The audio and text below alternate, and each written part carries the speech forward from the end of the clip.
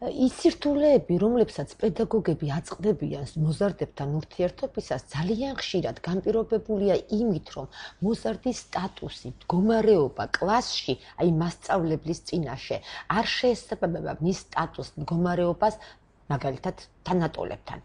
ხშირად მოსწავლე არ განიცდის ემოციურ კეთილდღეობას და კმაყოფილებას სწავლაში, წარმატებისა და სკოლაში ქცევის გამო. მაგრამ ის შეიძლება იყოს ლიდერი მცირე ჯგუფში, თავისი მეგობრების ჯგუფში და ეს უზრუნველყოფდეს მისთვის აუცილებელ ემოციურ კეთილდღეობას. ამიტომ მასწავლებელთან ურთიერთობის დროსაც იქ იქცევა ისე, როგორც ამას მოელიან მისი ჯგუფის წევრები. იცავს თავის დამოკიდებულებას, არ იღებს მასწავლებისგან არა მარტო თავის მიმართ, არამედ ჯგუფის წევრების მიმართ გამოთქმულ შენიშვნებს.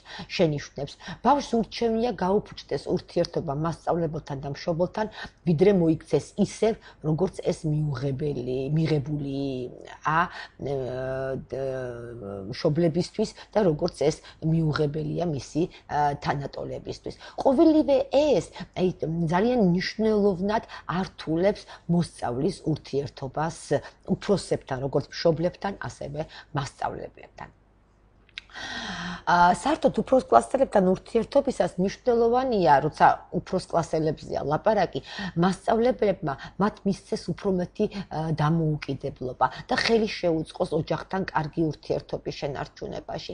ამგვარი მიდგომის საშუალებით ხდება მცირე არაფორმალური ჯგუფების მოზარდზე ზეგავლენის კორიგირება. ბავშვს უფროსებთან თანაბარუფლებიანი, ემოციურად დატვირთული ურთიერთობების საშუალებით უმტკიცდება იმის რწმენა, რომ იგი მიეკუთვნება არა მარტო თანატოლების, იგი მიეკუთვნება არამედ უფროსების ჯგუფსაც, უფროსების საზოგადოებასაც. მასწავლებელს და მოსწავლეს შორის ურთიერთობას ყოველ ასაკში, ნებისმიერ ასაკში, ასაკობრივ პერიოდში ახასიათებს რთული ცვლილებები. რითი არის ეს განპირობებული? იმით, რომ ასაკის ცვლილებასთან ერთად იცვლება ბავშვის როლი მშობლებთან, მასწავლებლებთან და თანატოლებთან ურთიერთობისას. ზოგადად შეიძლება ითქვას, რომ ბავშვები ზრდასთან ერთად სწრაფად ითვისებენ იმ როლებს, რომელსაც სთავაზობენ სკოლასა და ოჯახში. უფროსების ძირითადი ამოცანა ის არის, რომ დროულად იქნეს გაზრდილი არა მარტო ახალი როლების დიაპაზონი, არამედ დამოუკიდებლობის ხარისხი ძველ ჩვეულ როლებში. მხოლოდ ამ პირობებშია შესაძლებელი ჯანსაღი და ორმხრივი სასიამოვნო და სასარგებლო ურთიერთობა უფროსებსა და უმცროსებს შორის.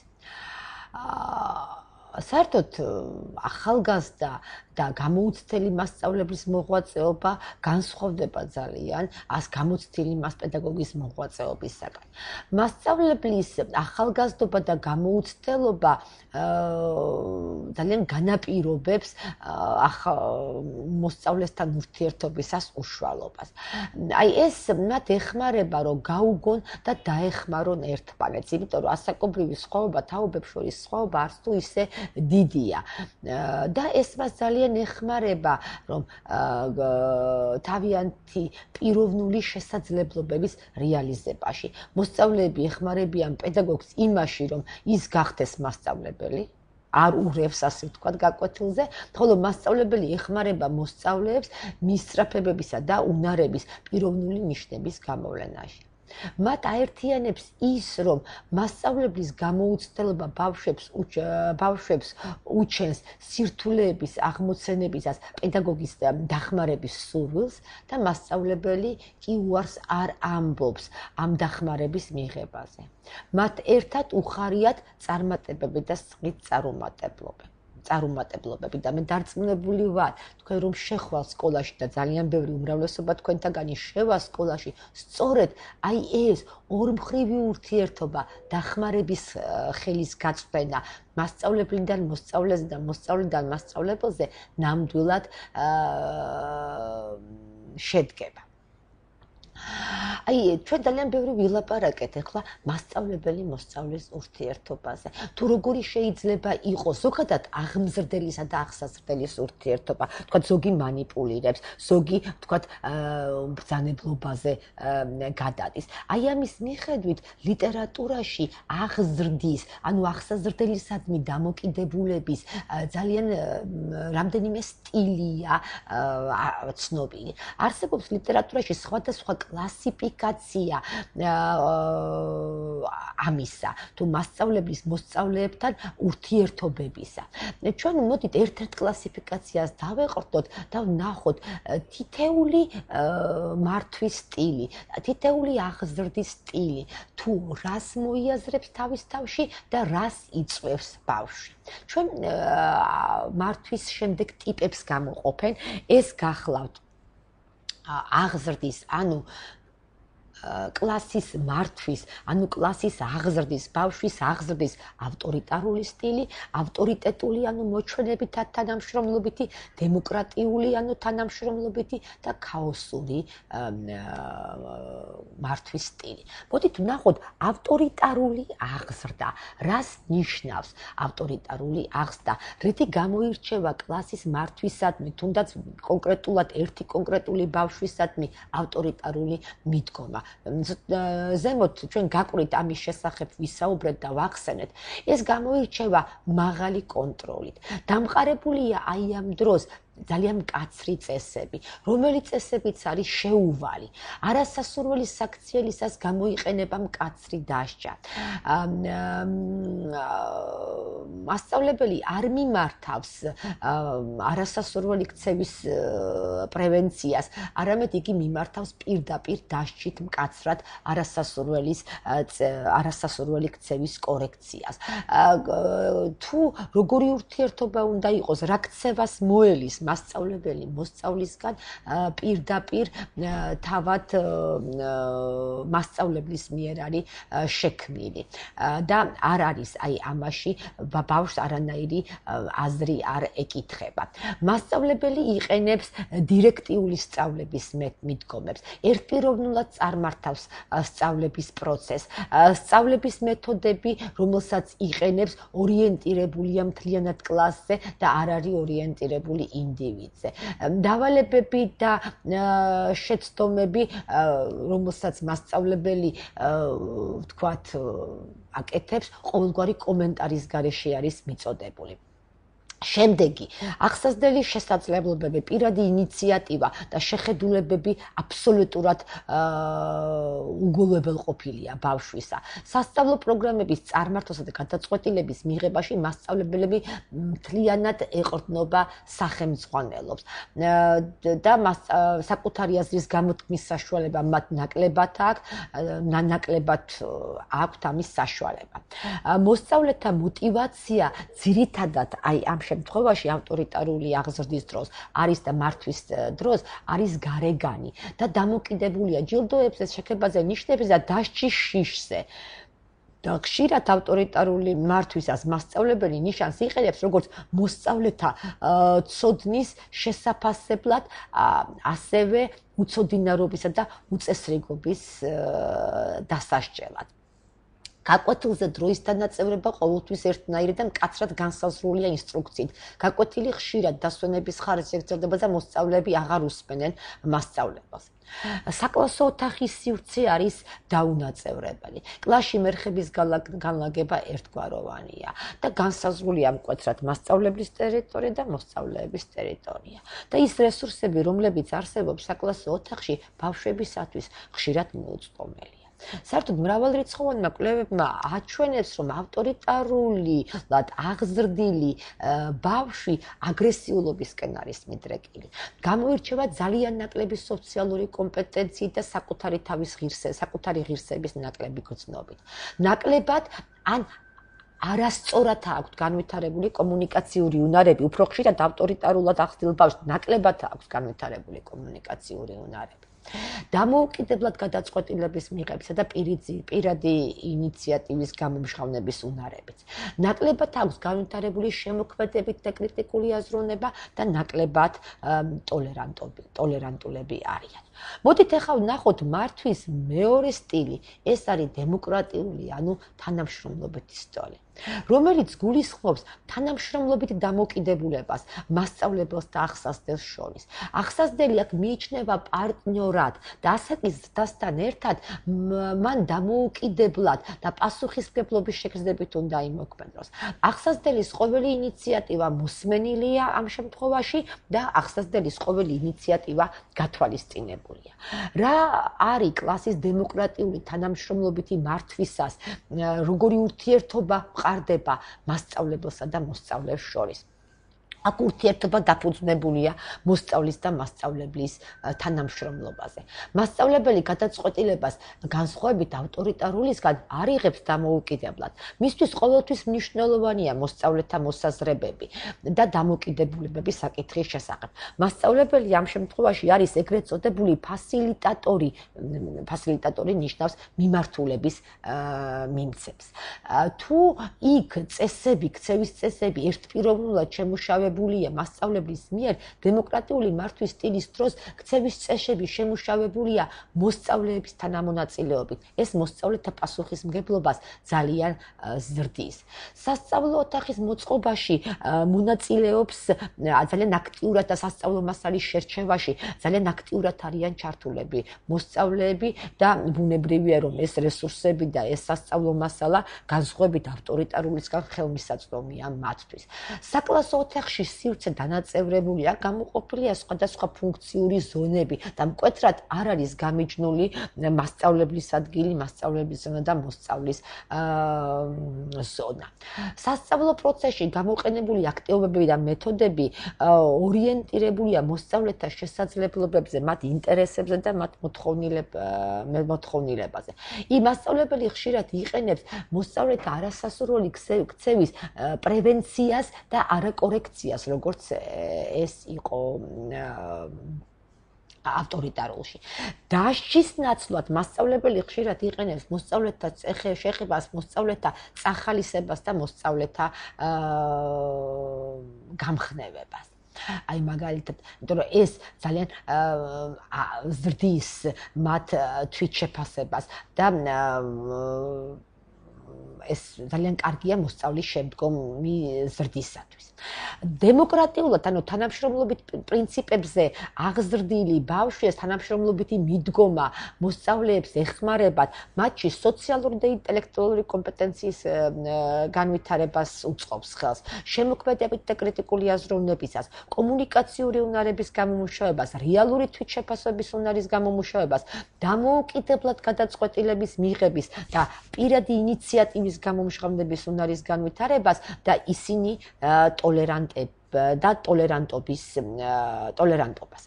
ეხლა შემდეგი მე მინდა განვიხილო თქვენთან ურთიერთობის მართვის ისეთი სტილი, როგორიც არის კლასის მართვის ურთიერთობის აღზრდის ქაოსური სტილი.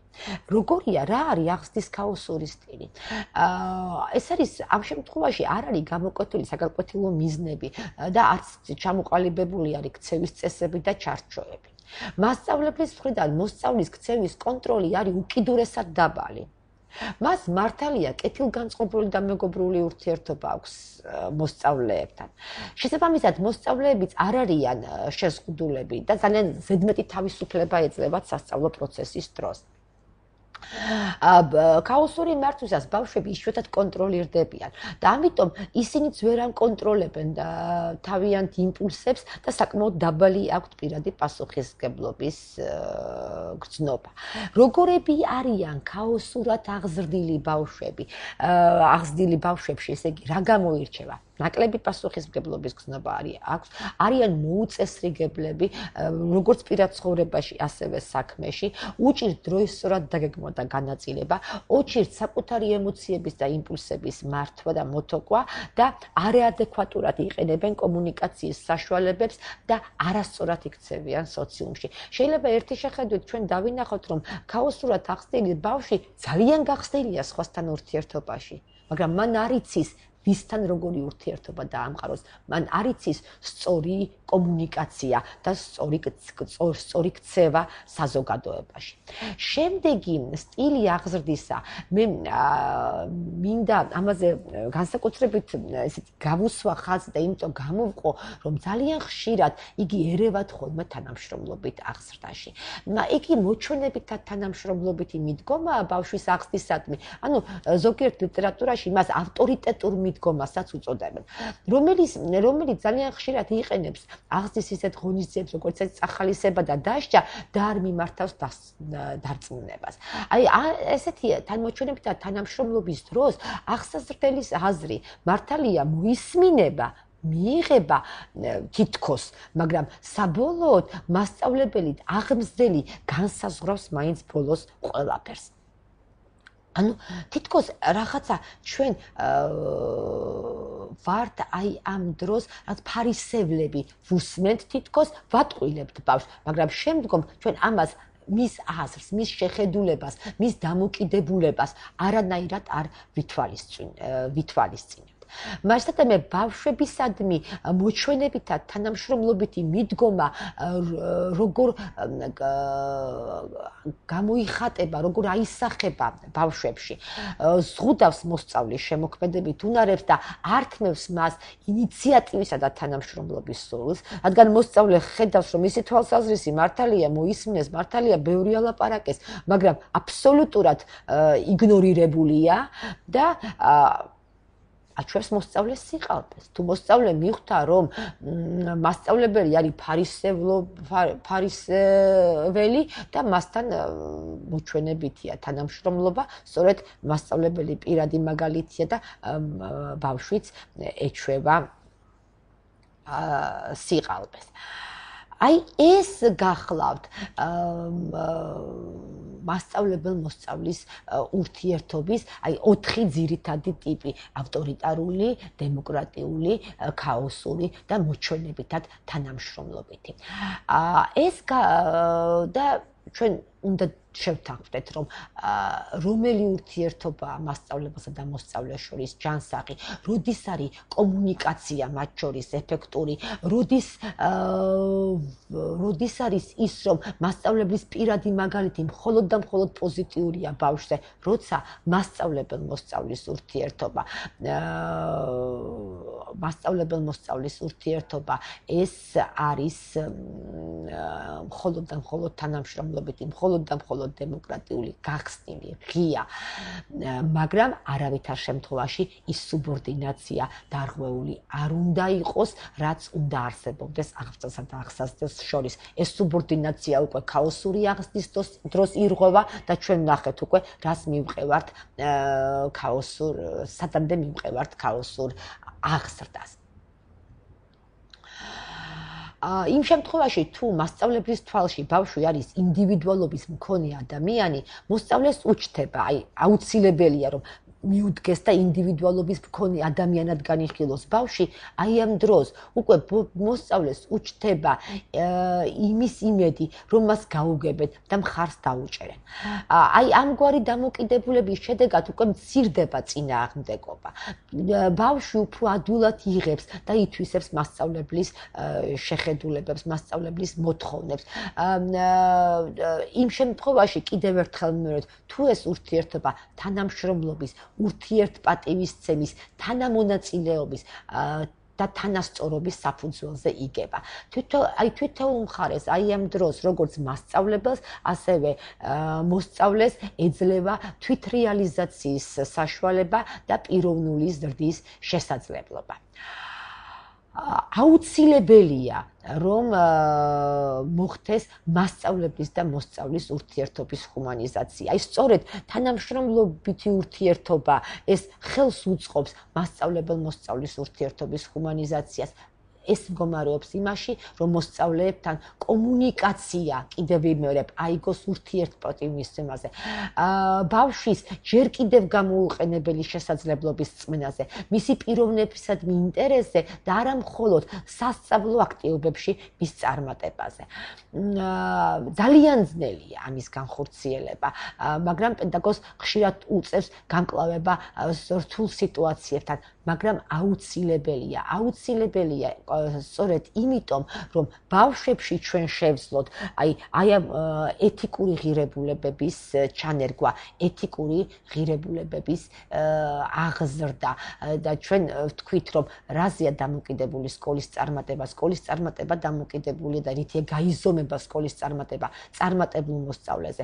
რითი გაიზომება წარმატებული მოქალაქე და წარმატებული მოსწავლე? მხოლოდ და მხოლოდ იმითი, რა განათლება აქვს, რა ცოდნა აქვს, არა, რამდენად არის იგი ეთიკური ზნეობრივი ღირებულებების მატარებელი. ჩვენი ლექციის თემა უკვე ამოიწურა და მოდით ერთად გადავავლოთ, რეფლექსია გავაკეთოთ ჩვენი დღევანდელი ლექციისა, მარსა და მე რაზე ვისაუბრეთ ჩვენ დღეს, ვისაუბრეთ ისეთ სასკოლო ურთიერთობაზე, როგორიც არის მასწავლებელ-მოსწავლის ურთიერთობა და ჩვენ ვთანხმდებით და საბოლოოდ შევთანხმდით იმაზე, რომ მხოლოდ და მხოლოდ თანამშრომლობითი ურთიერთობა მოსწავლესთან ჩვენ მოგცემს იმის საშუალებას, ჩვენ გაგვიადვილებს, რომ მოვახდინოთ მოსწავლეებში და შევუწყოთ უფრო სწორად მოსწავლეებს ხელი მასში ეთიკური ღირებულებების ჩამოყალიბებას. შემდეგ ლექციაზე ჩვენ ვისაუბრებთ ისეთ სასკოლო ურთიერთობაზე, უკვე სიმეტრიულ ურთიერთობაზე, როგორიც არის მასწავლებლის ურთიერთობა მშობელთან. ეს არის საკმაოდ მნიშვნელოვანი სფერო სასკოლო ურთიერთობებისა. კარგად ბრძანდებოდეთ მომავალ ლექციამდე.